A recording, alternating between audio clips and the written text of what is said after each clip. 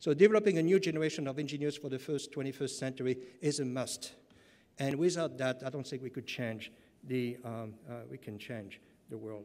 At the core of that is appropriate and sustainable technology. You all know about it. And I love this quote of E.F. Schumacher because it best reflects my philosophy, at least, of what development is about. Find out what people do and help them do it better. There's a lot of talent everywhere. And being a leader is also being humble about your friends, about your colleagues, about the rest of the world, to accept that others have solutions for themselves. So I'm not in the business of telling people what to do. And if you find someone who tells you what to do, then run away from them. But find out what people do and help them essentially do it better. And at the core of that technology, as you can see from this diagram, is not the pump at the center of this diagram. It is a human being, someone like you and me, someone who is going to benefit, someone who can run with this idea and make a living. We are not in a business of giving people a fish, you know that. We are not in a business, by the way, of teaching people how to fish. We are in a business of creating fishing industries and market for that fishing industry. If our technology cannot transform itself into an opportunity for that woman at the center of this diagram to make a living and be sustainable and to be profitable and to be healthy, then that technology is not a good technology. Ultimately, it has to transform people. This is a transformative type of technology that makes the world a better place. It has to translate into jobs. So think about the type of technology that you bring into the communities around the world. If you just are there for the technology, you have it wrong, my friends. It's not about the technology. And I know for us engineers, we love gizmos. I love gizmos like you guys. We love, let's bring them a pump. Let's bring them a solar panel.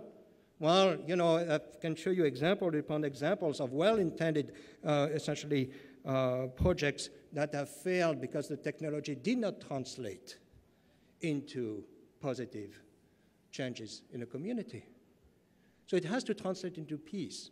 It has to translate into better living conditions, sustainable conditions. If it does not do that, that technology, that solution is not acceptable. Let me show you a couple of projects that I have done. These are not EWB projects. I'm doing a lot of projects that are not EWB projects. In fact, most of my projects are not EWB projects. They tend to be now really into the field of sustainable community development. I really look at the big picture, not just at the technology. And I'm cutting across many disciplines, including public health and the field of social entrepreneurship. Again, this idea of it has to translate into fishing industries. And again, for the person to be able to fish, that person has to be able to be healthy, and that person has to be able to make it to the river. Believe me, I worked in Afghanistan for the past 7 years, on and off. That's not essentially a given for many people to be able to make it to the river. So security is very important, and if we have folks from the military, I want to thank you also for the great work that you are doing. We need to work with the military because the military has a lot to offer in this kind of work. So security, safety, health, social entrepreneurship, business development are part of the work, integral part of the work we are doing. Here's an example of a project, the Crow Nation in Montana. We were approached by the Bureau of Indian Affairs, and essentially the problem there was shelter in that community, about 70% unemployment, 80% dropout rate in high school. It's really a real serious issue in many of the native tribes. And then so many people lived in shelters. In fact, the people live in trailers that came from Katrina. And there's a backlog of about 1,200 homes in that community. So what we were asked to do was to develop two industries, two businesses. One was based on compressed earth block technology, CEBs, essentially sand and clay and cement. And you put that into a big machine. The machine spits about 16 blocks a minute. And you can see some examples there in the bottom left of this diagram. So the idea was to bring essentially that type of knowledge to the community so the community could make blocks and create a business in making those blocks. Those blocks can be sold to different communities around the United States and native countries as well. And a second business was to construct some homes. So the top left is the rendering of the house, the final product, and bottom right shows the house as it was at the end of November of last year. So it's a house that is 900 square feet. That house essentially is very efficient, energy efficient house. We have been asked to design a house so that it can be connected to a solar system, passive and active, as well as a closed-loop geothermal system. The reason I bring that this picture here to this conference is that it's an example of a project that involved education, that involved research and development. We have to characterize the material. I have 3 graduate students involved in this project. This is a project that involves outreach and that involves the community. So for my colleagues here who think that the work of Engineers Without Borders is completely disconnected with research and development and education, here's a very good example to show you that essentially doing well by doing good here, you can get a research grant. In this case, it translates into $500,000 a year, essentially, of research money to the University of Colorado. They take a big chunk of it, of course, but it translates into it translates into publication, it translates into graduate students, and more importantly, it translates into better shelter and better living conditions for the community. So here's a good example of a project that essentially, that crosses all those various disciplines. So for those colleagues of mine who are in the field of education, and we keep telling me all the time that, oh, there's nothing for, I'm not going to get tenure because I do Engineers Without Borders work, or I'm not going to publish in my publishing and perishing paradigm and so on. This is complete nonsense, okay? So don't come and talk to me and tell me that, because there's plenty of funding there available if you only change your mindset. If your mindset is to publish or perish, I am sorry, you're a dinosaur, move on, okay? All right, I'm going to make it point blank. So you've got to essentially do well by doing good. It is easy to integrate Engineers Without Borders projects into your research, but you've got to make an effort in doing so, all right? So here's translates into $500,000 for those of you who are interested in money, and I saw some of it translates into about $400,000 per year for the past 3 years.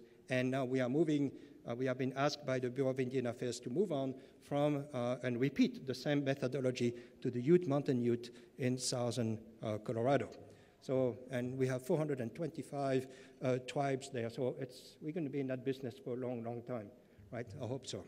And a good example where doing well by doing good here and integrating type of research into engineering education and graduate students. Another type of project we are doing a lot is the field of fuel briquettes. I bumped into the field of fuel briquettes when I was in Kathmandu in 2007, met a fellow by the name of Sanu Kaji, and Sanu Kaji introduced me to briquettes. Essentially, you have seen, you all have heard about fuel briquettes. Essentially, it's using turning waste into a fuel and a replacement for wood. Well, it's easy to say, but it's much more complex. I have actually graduate students who are doing research on fuel briquettes, doing master's thesis on fuel briquettes. It has to do with, the energy capacity of fuel briquettes, the importance of compaction, composition on fuel briquettes. Fuel briquettes, here's an example of a project where the results of that research were implemented into a project, and that's in Afghanistan, as I mentioned to you. I was in Afghanistan starting in 2003, and I've been there since then, on and off, obviously not all the time. But one of the projects we did was to take 20 kids from the prostitution ring of Kabul, 20 boys, and train them to make fuel briquettes in the morning and to go to school in the afternoon. So it was an earn-learn type of program. We also trained people to make the design of presses to make those briquettes. And if you look at the top right there, there's a diagram showing how handicapped. We took 10 handicapped individuals from the streets of Kabul, beggars, and we trained them to become managers. What you would see that there are 2 types of presses here. The press on the left is a press that was designed for people who are not handicapped. The press on the right is essentially for people who are handicapped. So lots of science and technology, lots of research and development there in the field of developing essentially equipment for disabled individuals. Well, anyway, this project translated into, we had 20 kids plus 10 adults. Now, I was there in September in Kabul. Now we have a school with 250 kids, with 200 girls, and essentially 50 boys. And a great part of the funding that goes into the school comes from the selling of the briquettes, the selling of the machines, the making of those briquettes in different communities, and so on. So that's another example of a project where it's easy to combine research and development, education, and outreach, the three basic components that we hear about in engineering education.